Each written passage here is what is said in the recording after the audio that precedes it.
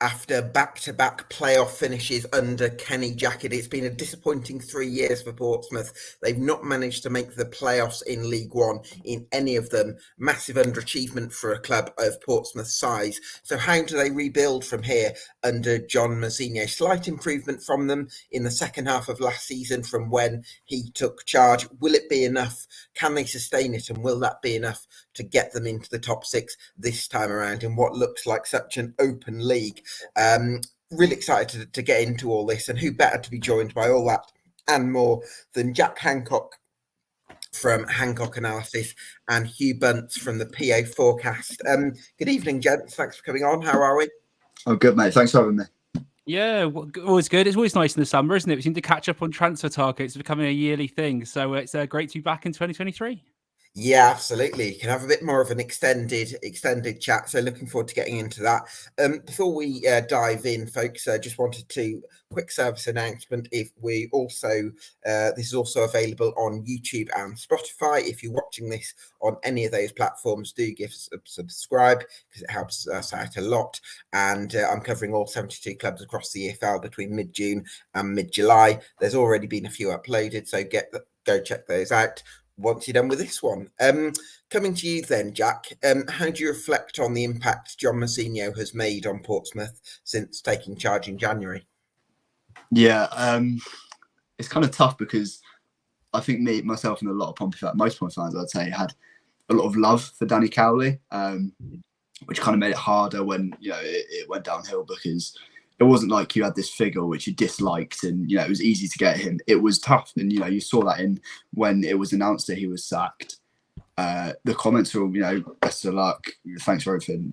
So, you don't sack him and you go, okay, right, who are we going to get in? Is it going to be Liam Richardson? Chris Wilder's name was floated around. Ian Foster. You say, okay, Andrew Moon's just tweeted out. John Mousinho, Oxford centre-back. You go, okay. There was a lot of stick of John. Some warranted, maybe, most not. But let's do the talking. And last year, I saw a pretty clear improvement with what he did. It fell off towards Easter because the squad probably wasn't good enough, in my opinion. But there's been a clear tactical, not overhaul, I'd say, but a lot of big tweaks. So I'm really excited for the next season, along with Rich Hughes, because I think he's a great man. Just tactically, I think we could really do something next year. He certainly seems to come across really well in the media, Hugh. From my point of view, I think he speaks really well and looks like he's a very strong people manager. But I suppose I also have a certain amount of reservations about this because he doesn't have an awful lot of experience. And I'm still, despite a reasonable first impression in terms of the first 5 months, I'm still sitting in the unknown as to how much does John Mousinho have in terms of the tactical nuances, in terms of the quality of the coaching, as well as those people skills, which he's obviously got in abundance. Yeah, it's always difficult to measure that, isn't it? It's not something we can look at analytics for. And I think, to be honest, it got to the stage where at the end of the Danny Cowley regime, the tactics weren't there and the players weren't really sure what they're doing. It was a little bit overcomplicated. And I think some of the players were just sort of a little bit confused as to what they'll be doing here. There was a lot of tweaks. And I think what Mousinho's done is he's come in and he's just settled the players down. Now, obviously, he was head of the Players Association as well. So some of the players will know him through that as well. And I think he's just come in and said, look, this is the sort of football I want to play. He's implemented a sort of, a 4-3-3 sort of formation. And we'll talk about how that's going to be developed over the summer a bit later on. But I think from the sounds of it, you even look at players like, before he got injured, Ronan Curtis, who looked completely lost, for instance, under Danny Cowley, just before he got injured, coming back and looking a bit like more the old self. So there are good signs, really, that the Mousinho's got the players playing for him well. Yeah, Jack, you mentioned earlier there are a couple of tactical tweaks. Can you go into a little bit more on detail about that?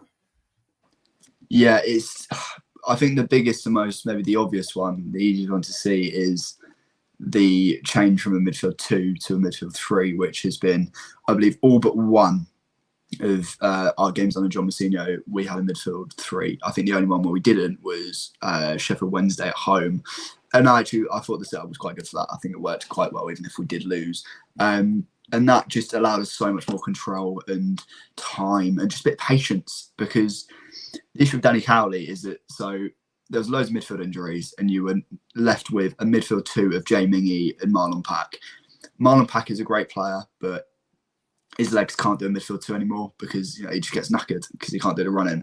And Jay Mingy can't play midfield two because positionally he's all over the place. He'd jump out to press with no intelligence he just leave huge spaces.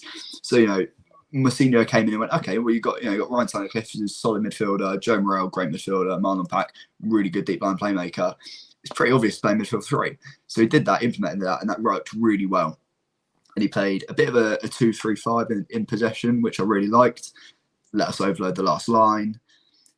You saw a lot of wide play. I was really impressed. He has switched it to a 2-4-4, which I didn't like as much.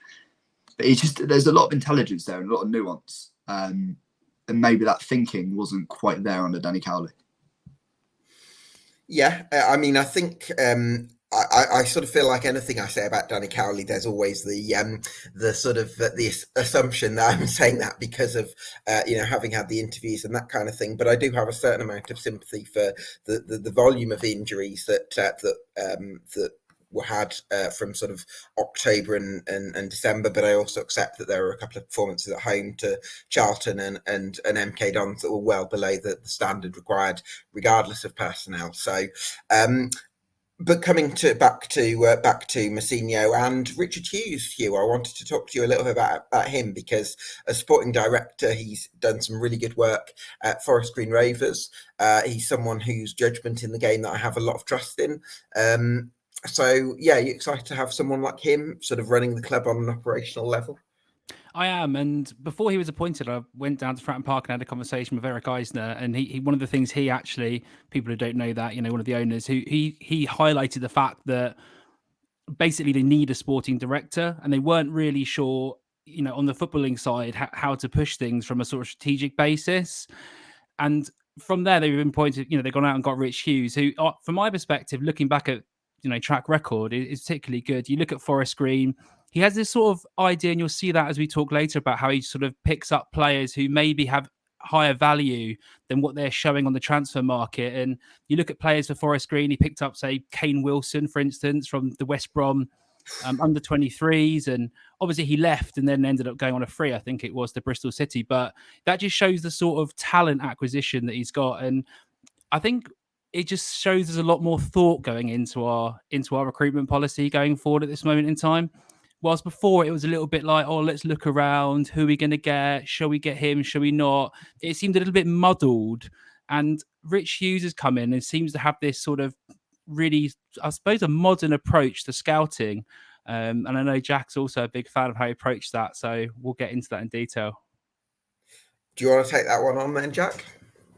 Yeah, any excuse to big up Rich Hughes because I'm slightly in love with him. Kind of over the last few years, you've seen a real change in those recruitment practices in that I think Luton have kind of spearheaded it, where they won't just look at the last year of a player's career because that is, either, they might have had a bad year of injury or, case of Anthony Scully, had a hernia and he was in a really bad team. I think 3 different managers. It was never going to work. So on paper, if you were only looking at last year, you'd never sign Anthony Scully. It'd be ridiculous. Absolutely no way. But if you look at the last 2 years before that at Lincoln, it's prolific. It's unbelievable. And that just allows you to really broaden out your searches and buy those players that are massively undervalued and you can get a high output from and then possibly sell them for more money in the future. Yeah, I certainly see the value in that. I'm also coming at this from a slightly different angle to you, Jack, which is I thought MK Dons were going to win the league with 100 points last year, and no one's letting me forget that. But I think part of the reason why I thought MK Dons would do that was because I had and still have so much faith in Liam Sweeting as sporting director there. And I almost wonder if that kind of superseded my actual judgment of the transfers themselves, which is why that when it comes to Portsmouth recruitment this summer, I'm a little bit wary of going too far on the I trust Richard Hughes' judgment, therefore it's a good signing, because I feel like there's a few that if they were signed by a club that I didn't have as much faith by a sporting director I didn't have as much faith in, I'd probably have a bit of a red flag about it. And I wouldn't say that I'm necessarily overawed by Portsmouth's transfer business. Now, that doesn't mean that they haven't recruited really smartly and had a plan behind it, but also there's a few players that you brought in that, Hugh, that I may be questioning whether they have the consistency required if Portsmouth are aspiring to finish in the top 6 for the first time since 2020. Yeah, and I understand that, and it's definitely not a good approach to sort of think, okay, we like the process, therefore it's going to be a great outcome, and I completely take that. And you look at some of the players that we've brought in, we needed to have quite a big squad overhaul. So some of the players that have been brought in so far aren't necessarily going to be starting players. They need to be players who are, say, flexible, players that can kind of step in and be sort of utility players, the likes of Ben Stevenson, for instance, in the holding midfield sort of role there, giving a bit of legs there to Marlon Pack, who hasn't always been able to see out the season and such. And ConnorShaughnessy, again, I spoke to Ed Walker about him, and I just think, again, he's not going to be a starting centre back. And if he is the starting centre back next season, then I think we've got quite a lot of issues, because we need to be able to pass the ball out the back to play the sort of football that Mousinho wants to play. So yeah, there is that with some players. I'm not saying they're not good signings at all, but when you look at some of the other signings that we've got, for instance, I mean, I was talking to a podcast over in Glentoran about Terry Devlin, and yeah, again, he's a 19-year-old midfielder, but he's got a lot of attributes you like about him playing there. 5 goals, 2 assists in 12 games in the league at 19 years old. Yes. He's hard to knock off the ball. He's strong on the press. He likes to play through balls, play forward a lot of the time. I think Freddie pointed out on our podcast, he's got the second best offensive duels in the Northern Ireland Premier League, for instance, at 19 years old. Having that sort of vision to sort of pick up those players against other teams, apparently, who in the league above us who wanted him as well, just shows that we've got a bit of thought into it. And not everyone's going to be a hit, are they? But the signs are there for me that the recruitment policy looks well thought out, and I've got a bit of faith with some of these players he's bringing in. Yeah, let's hope that's the case. Jack, who do you think are going to be the key players that John Mousinho is going to try and build around this season? Good question. I think Anthony Scully is quite an obvious one, as is Will Norris. I don't love the signing of Will Norris. I don't hate it either. I think he's just a solid keeper. I think that there's still starters to come. We're still needing a right-sided centre-back who can really play the ball. And I think hopefully that's Deshaun Bernard. It's ambitious, but hopefully it happens. If not, someone in that ilk. Mm-hmm. What I like, actually, is in a way we've structured our signings. We've built from the back. We've got a goalkeeper in, then we've got a centre-back. Then we've got a couple of midfielders, and then a couple of forward options. Which, to me, that's pretty intelligent. It might be a bit cliche, but it seems pretty intelligent. Anthony Scully, I see being a really important player, but also Colby Bishop. I think if you can build a system that gets the best out of Colby Bishop and the players around him, you've probably got a pretty good chance of playoffs. So, Colby, Scully, that right-sided centre-back, and Marlon Pack, they're the 4 that I'd say probably be built around. Yeah, well, let's hope they can all have really big seasons. Hugh, what formation are you expecting Portsmouth to recruit for this summer? It's quite interesting, isn't it? Because Mousinho obviously wanted to play that 3 in midfield, but the problem with us last season was we didn't have the 2 wingers who could contribute at all offensively. So going forward with goal contributions, you watch him now and he's buying these sort of inside forwards. You've got Paddy Lane who can play on the right. You've got Scully then who can play on the left. And then I'm quite expecting us to play the 3 in midfield. Maybe Pack plays a little bit deeper. The likes of Lowry, Joe Morrell, Devlin, etc., doing a bit more of the pressing box-to-box roles as well. And then I expect, we just signed now Jack Sparks to probably replace Denver Hume on the left-hand side, which we can come on to. But we're very strong on the right going forward. And I expect the fullbacks to try and push forward more this season, provide a bit more width, the front 3 stay a bit more narrow. And that just sort of allows us to play that formation where before we are so one-dimensional, I suppose, in attack with Bishop up front on his own and then isolated, that I expect him now to play with 2 players, say Scully, Lane, or whoever we bring in to play there, to be a lot tighter to him than that width to come from the fullbacks. Yeah, absolutely. Yeah, Jack, I want to come to you on the front three that Hugh has mentioned there, because I think if you have the drive of Anthony Scully, I think he's a really determined ball carrier. He is. We've seen that for Lincoln City at times where they've relied on him at times. I think it was the season they had under Michael Appleton where he was sort of their one standout player. So I think he can make a big contribution. Then you've got the sort of the technical ability of Paddy Lane, who I think will be at his best, maybe drifting in from the right and going into those little pockets of space. And then you've got Colby Bishop, who can sort of peel away and maybe be a bit of a focal point as well. So what you've got is a kind of a sort of a front three, but it can kind of morph into a 1 and a 2 because you've got Scully pushing into a striker position and then maybe Paddy Lane drifting into those pockets. Yeah, I was chatting on the podcast and I drew some comparisons between Klopp's Liverpool of 2018 to 2020 and what I think Mousinho is trying to build at Portsmouth. In that, as you said, you've got those wingers, those inside forwards that come inside. You've got the fullbacks holding the width, whether that's Ogilvie or Sparks or Swanson or Rafferty on the right.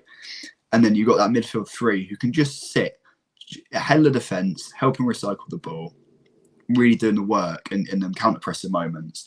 And then you've got Bishop up top, who I can't remember what game it was. It might have been, I can't remember. It was kind of midway through Mousinho's tenure, in that he looked really comfortable dropping in. Kind of, I don't want to compare him to Harry Kane, because I think that'd be disingenuous, but he was comfortable dropping. The level, yeah.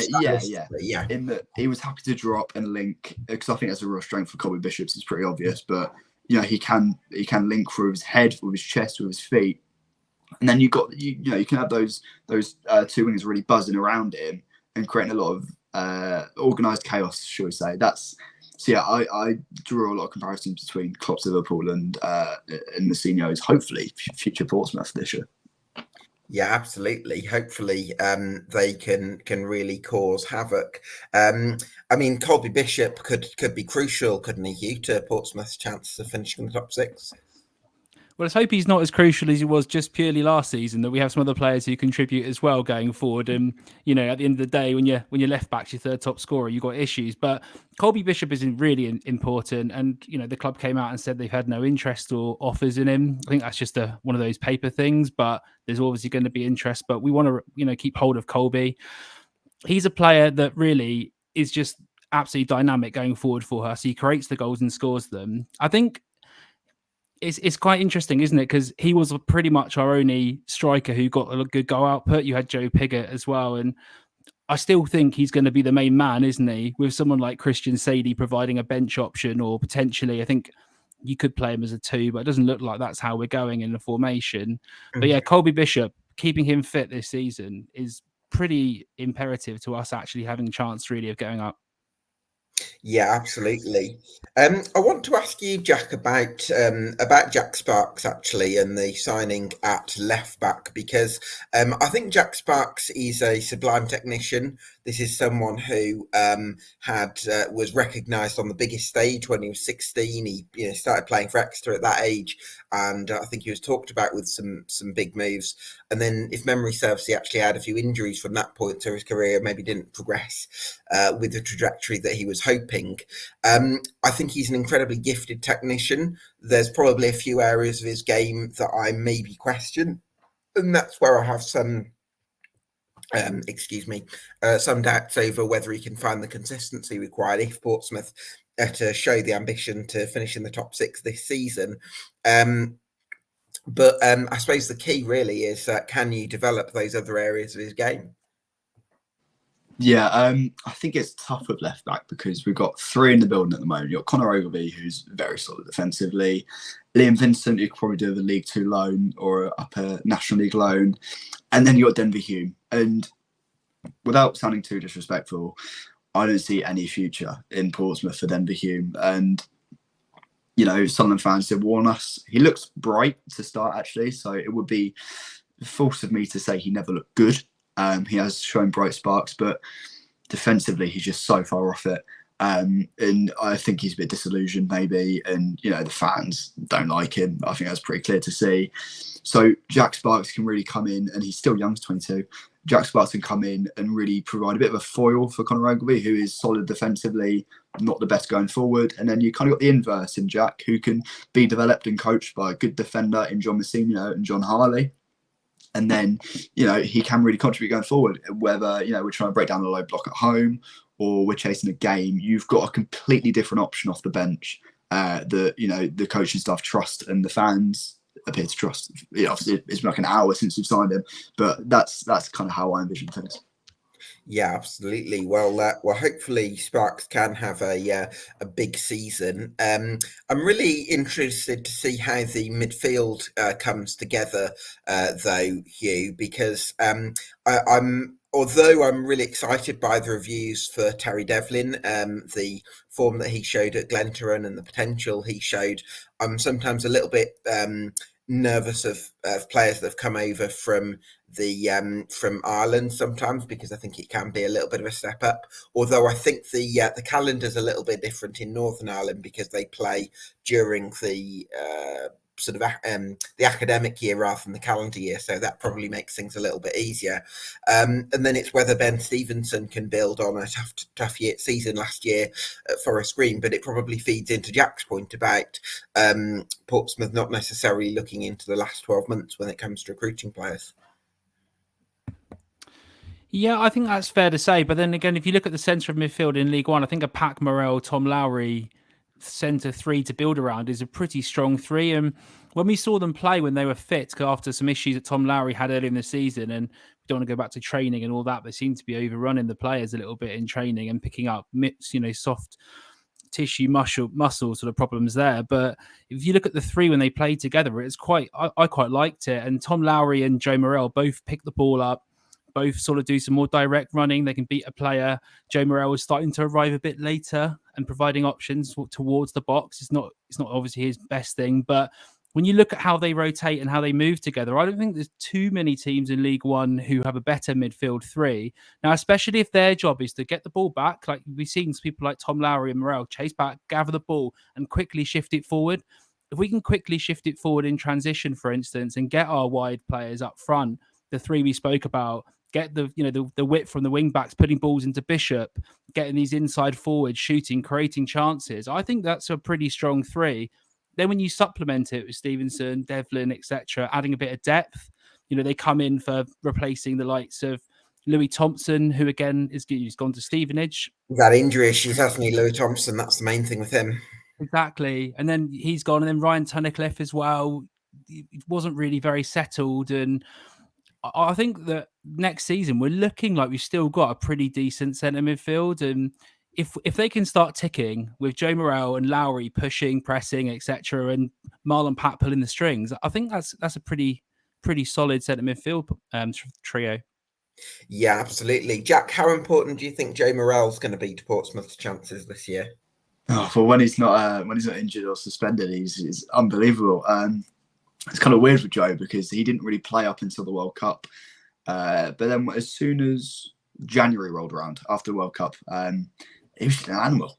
And he didn't even play loads. He missed quite a few games through injury. He got 2 red cards during Mousinho's tenure.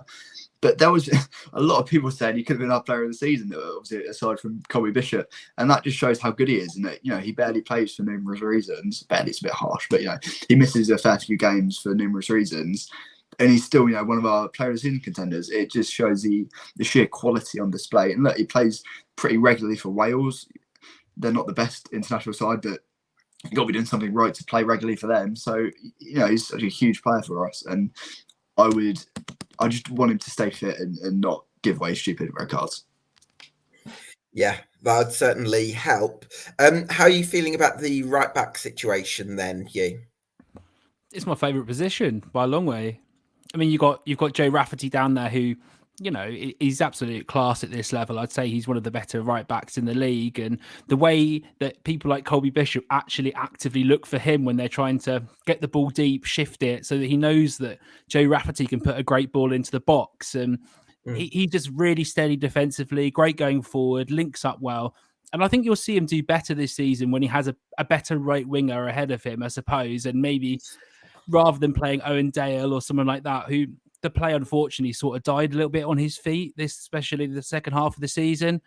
I mean, you've got Zach Swanson, who, I've spoken to you about it yourself, but for the people watching or listening, I'm a massive fan of him.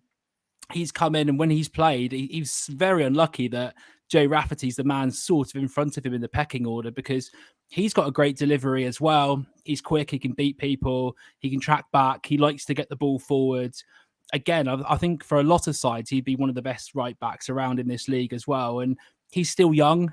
He's one of those players who's come out of academy football and hit the ground running when he got his chance, when Rafferty was down. So on the right side, we're blessed. That is a position that I think all Pompey fans can agree that as long as we keep hold of those two players, we're sorted at right back.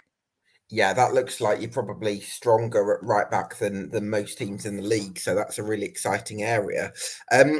Jack, I wanted to come to you on, how are you feeling about the defence more generally for Portsmouth in terms of the progress shown under John Mousinho? I feel as though there's a chance Sean Raggett could go. And I dare say you've brought in ConnorShaughnessy, but I would dare say, Riley Towler came in January as well, who after a really good loan at AFC Wimbledon, but maybe you're looking at a couple more in central defence.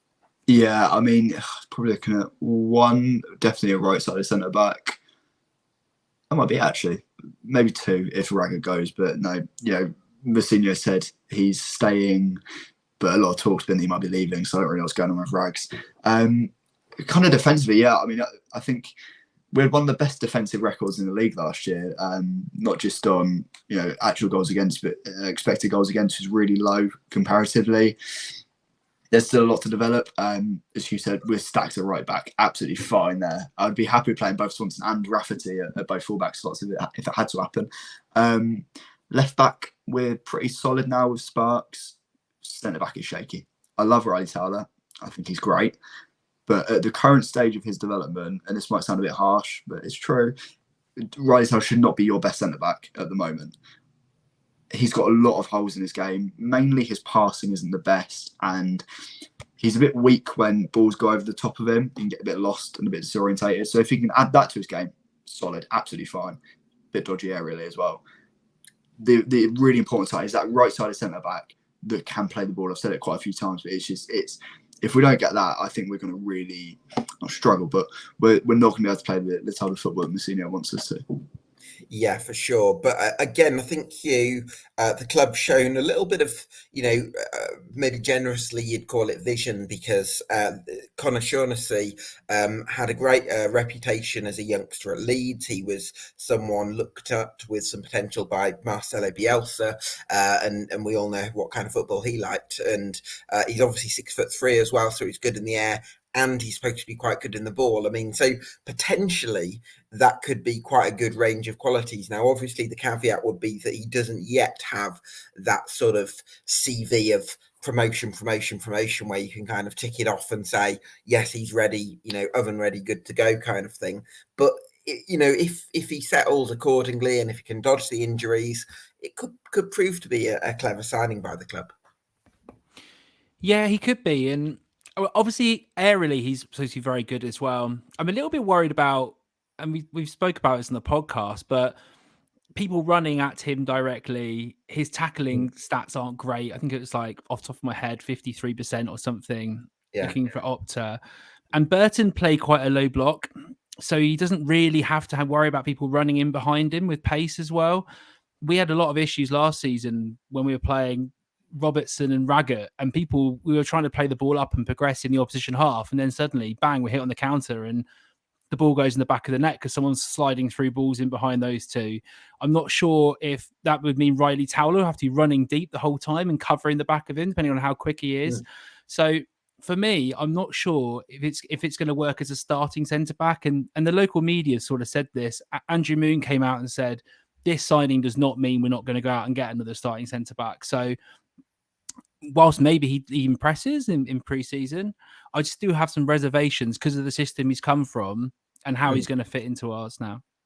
Yeah, no, I think it's a very valid point. And again, I think I can totally see why, from a sort of a smart analytical point of view, clubs don't look too much at the last 12 months, or they like to look at the broader sort of picture. The fact that he only played 13 games for Burton last season, it doesn't, even with injuries, it doesn't sort of massively fill me with confidence. But I can see why they've looked at Shaughnessy. How many more additions do you think Portsmouth are going to need, Jack, between now and the end of the window? Well, right centre back, backup goalie because Oluwayemi's going out on loan, a midfielder, 5. I reckon 5. So, 5. and we've got 2 of that 5 potentially sorted if the rumours to be true. Gavin White is apparently all but done. Cassini Yengi, who's a really random player, but I really quite like him a lot. That's apparently completely done, just waiting to be announced. So yeah, just that backup goalie, starting right centre back, and just another midfielder to supplement that, and maybe one that's a bit more got a bit of output. So maybe someone like a Panucci Kamara, for example. Yeah, I'd be massively behind Panucci Kamara. I think he's a fantastic midfielder at this level. Bit unlucky, really, at Ipswich that he's been behind the likes of Sam Morsey and Lee Evans and Massimo Luongo and really good top-end midfielders. But I'd certainly advocate that one. Is there a world, Hugh, in which Portsmouth do go for a lone goalkeeper as well? Because they had a lot of success in that market with Gavin Bazunu.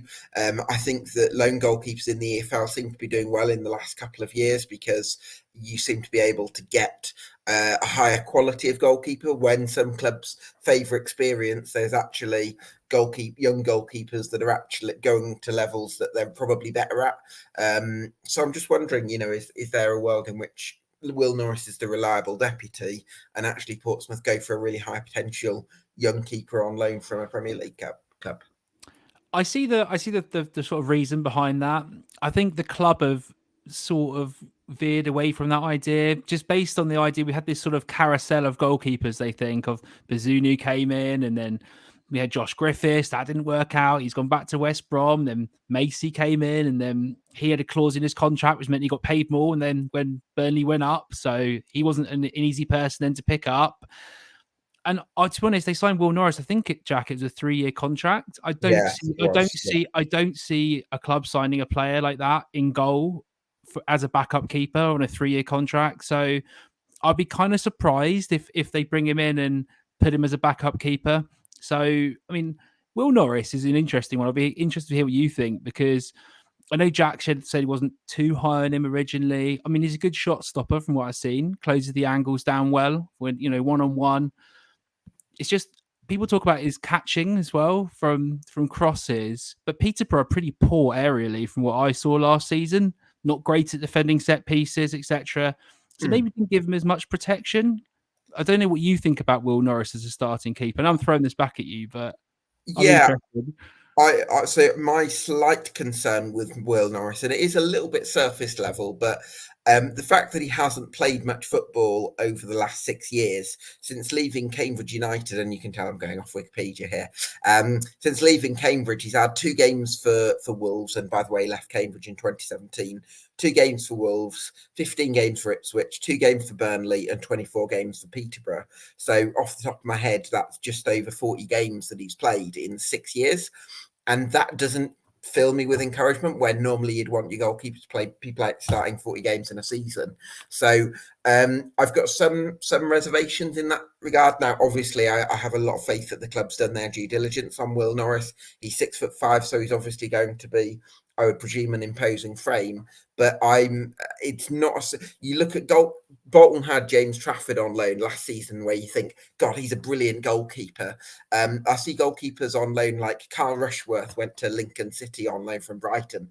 Brilliant goalkeeper. I think that sometimes the loan market is the way to get those really top end goalkeepers. And I just the fact that Will Norris has always been a backup, I don't know. I'm not sure where I am with that, to be honest. Yeah, it's interesting, I suppose. There is a possibility that they bring in a lone keeper and let them battle it out. I don't see why not. The signings we've made are a lot of permanent signings, so it'll be interested to see if they do dip into the loan market in that sense. But yeah, it's just that contract, which for me looks like he's here to stay. So that's what I'm feeling. Yeah, it's a big show of faith, isn't it? Jack, I suppose this the conversation of loans versus permanence probably bring me on to a broader, conversation about Portsmouth, which is how much of this season is about the here and now of we've got to be up there challenging for promotion, and how much of it is actually building some foundations and building a squad that can grow in the upper echelons of this league over the next 2 or 3 years, and then possibly grow beyond that in the Championship. I think I'd say pretty much every club in football, there's always a difference in thinking between the fan base and the club itself. So, and I think justifiably so, the fan base, including myself, are kind of like, well, it's our 7th, I want to say, year in League One. It's a bit ridiculous now. It is a bit ridiculous to still be here and not even challenging for playoffs, or not even getting playoffs, shall we say. So I think if we don't get playoffs this year, I think there'll be real questions asked of the ownership. On the flip side, though, as you said, a lot of the signings we're making and a lot of the targets being rumoured with, they're young, they're good, and they're permanent. Which to me says, okay, if we don't succeed this year, it's not like, oh, we've got to rip it all up and start again and do a 4th rebuild in a row, which will kill me because I just have to write thread after thread, which drives me crazy. It will be, okay, maybe we can add, 5-6 bodies to this squad and then go again. So long term, medium to long term, is there, it works, but also short term, I see no reason why we can't get at least playoffs this year. What's your perspective on it, Hugh? I think the club are looking to do both. I think the club want to get these players in at an age they think they can develop them, add value if they need to sell them on later on going forward. You look at some of the signings they brought in. I don't think they think bringing in Christian Sadie's right now we need to go for the win sort of signing. They see he's still very young. He's got some EFL experience and they can hopefully work with him to improve as a player. That's not a win now signing necessarily. Yeah. However, on the other hand, I think that they feel that the players they're bringing in now is to build a squad to, if not this season, another season go forward. The fans haven't got much patience left. And the club are quite aware of that from an external point of view. So I think they think both. They think this team should be good enough to compete for promotion. And secondly, this team should be good enough to compete for promotion for the years to come sustainably, or eventually going forward in the long run, whatever league they're in, I suppose.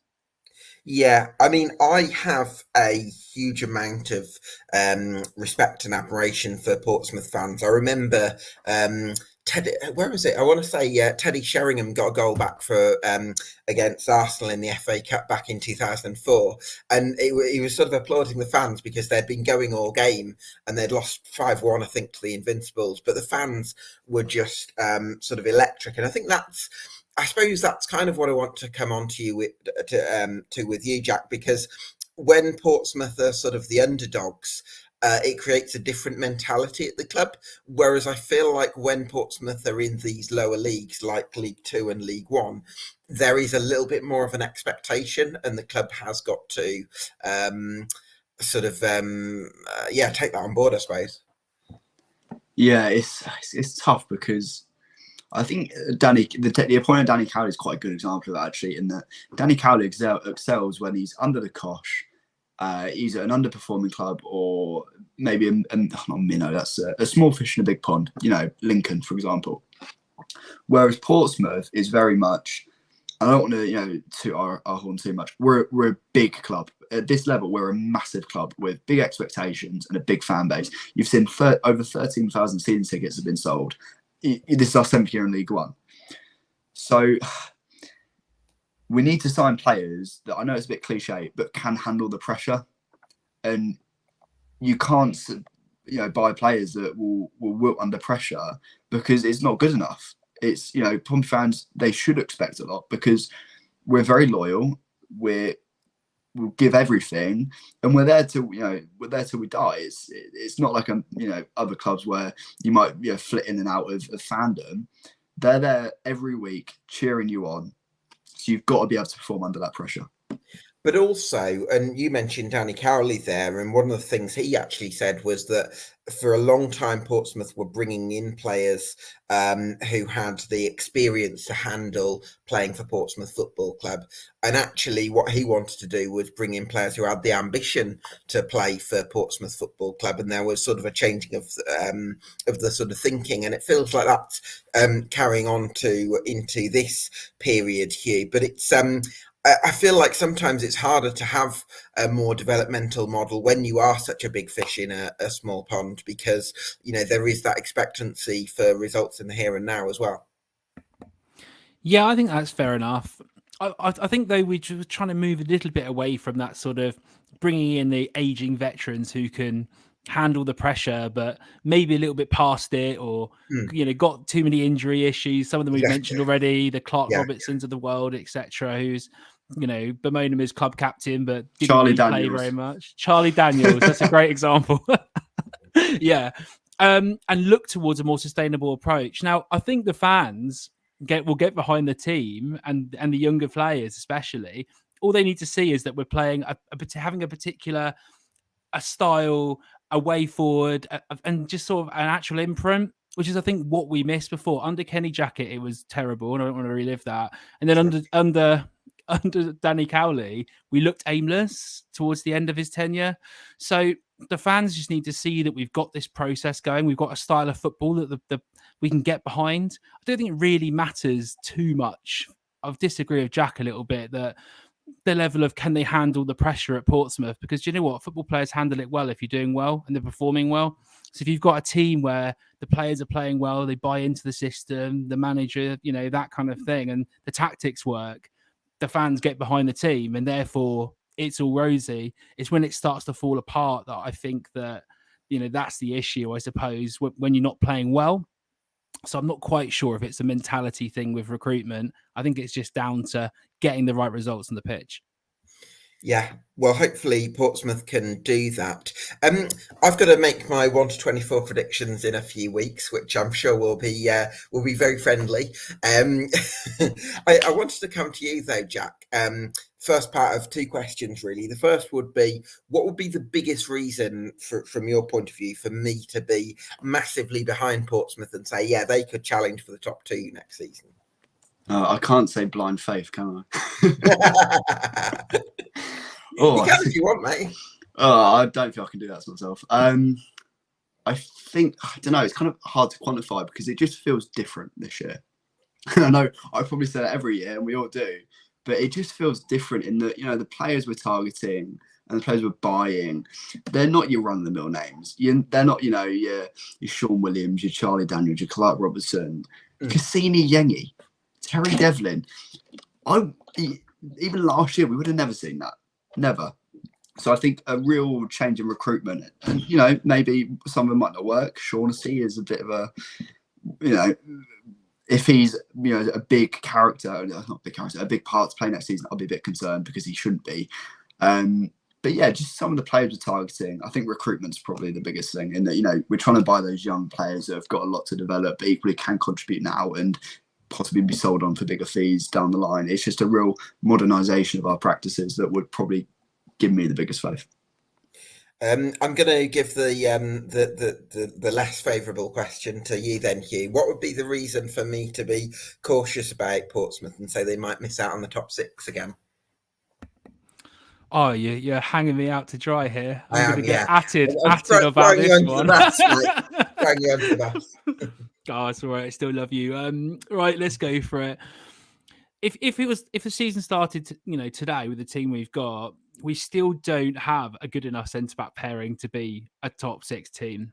We just don't. And I really like Riley Towler. I think his coverage is better than what Jack said, but I do agree aerially he's not great. And sometimes he's just taking the safe option and playing it out, which I much prefer over Raggett scuffing it to an opposition player. But there is an issue there as well. And the second issue is that we've only seen the team really as it is for half a season. So the sample size isn't that big. So I can understand for somebody who's not watching it week in, week out to go, wait a second, can I throw my full confidence behind that as well? Because we just haven't seen it enough. And the third reason is, and I'll give you a third reason, why not? We didn't score enough goals last season. So you're sort of relying on the likes of Anthony Scully and people who are coming in to provide a lot more goals. Will that happen? I'm still a little bit confused about where his best position is. It's something I spoke about with the guys at Stacey West, etc. And I think in a front three as an inside forward, yes, he works there. But he's always been one of those players that sort of you want in your side because he creates things, but tactically, how is he going to be deployed? So have you got enough goals from midfield, do you think? Yeah.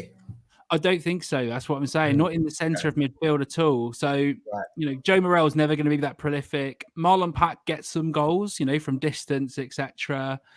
Tom Lowry, we haven't seen him enough, to be honest. But they're really to facilitate. We've not mentioned Tom Lowry yet, have we, properly? Because his injury was seen as the thing that really derailed Pompey last season.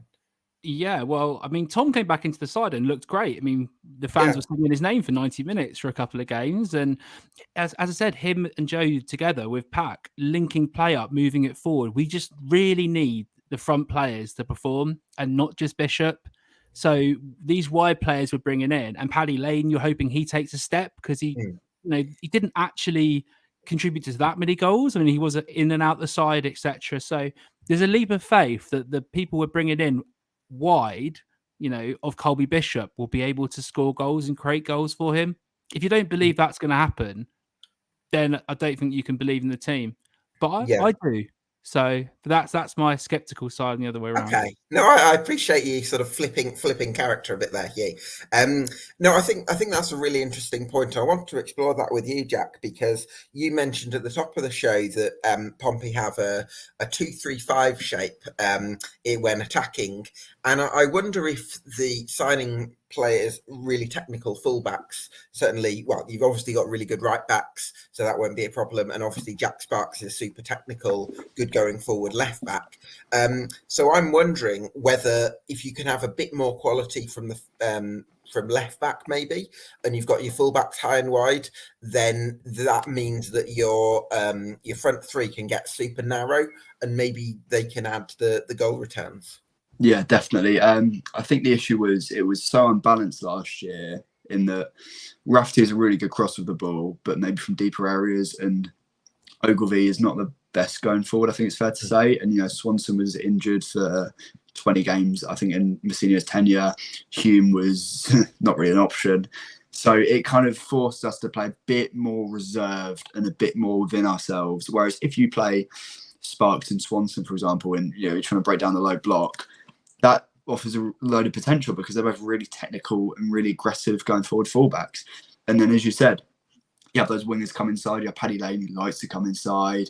Gavin White, comfortable driving inwards, 1v1. Scully, really good goal threat from closer areas and just outside the box. Cassini Yengi, a really good box threat. You can really just get the best. I know it's simple, but get the best out of your best players and really play to their strengths rather than having to shoehorn different systems in and play within yourself, because you're never going to get promoted that way. Yeah. Is there a possibility, Hugh, that we sometimes see some phase of play where Marlon Pack actually drops into the back three and your centre-backs, like Riley Towler, who's played as a full-back or as a wing-back at Bristol City as a youngster, he actually pushes out into the channels, possibly?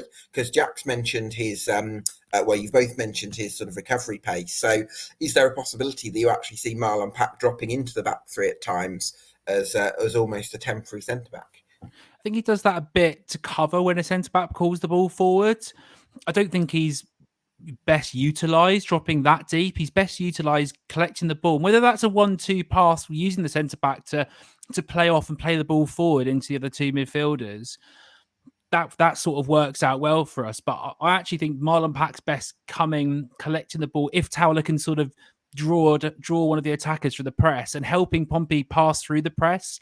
And that's what Morrell and Lowry do quite well. They sort of help shift the ball forward. And as we said earlier on, Devlin's good on the turn and he should help with that as well. But yeah, I don't like Marlon Pack in defence. I've seen him there before and he's wasted because his best ability is that sort of deep lying playmaker to get the ball running forward. I want him to be able to spot a pass if someone's free on either wing and that kind of thing rather than covering Riley Towler. Yeah, no, that makes a lot of sense, and hopefully he can dominate midfields with that passing and playmaking ability.